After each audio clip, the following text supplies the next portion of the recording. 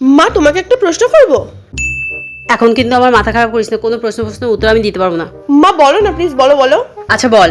মা ধরো যদি কোনো মানুষের খুব জোরে পটি পায়, আর যদি তখনই ওকে একটা সাপ কামড়িয়ে নেয়, তখন সে আগে হসপিটাল যাবে না আগে পটিতে যাবে?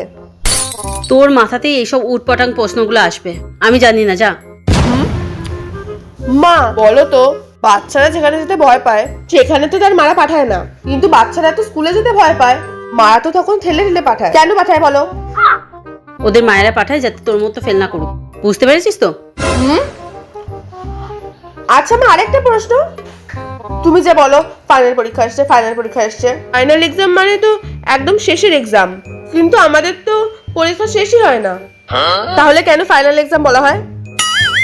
এত বুদ্ধি যদি এইসব বিষয়ে না লাগিয়ে পড়াশোনার মধ্যে লাগাতিস, তাহলে এই 2-3 বছর ধরে এক ক্লাসে পড়ে থাকতিস না। মা আর এই লাস্ট, আর একটাও প্রশ্ন করবো না প্লিজ, এই লাস্ট। মা বলো তো, অন্ধ মানুষ দিনে ঘুমায় না রাতে ঘুমায়? এইটুকু প্রশ্ন জানিস না? তারা রাতেই ঘুমায়। কিন্তু ওরা তো দেখতে পায় না চোখে, ওরা কি করে বুঝবে যে দিন হচ্ছে না রাত হচ্ছে? দাঁড়া, তোর আজকে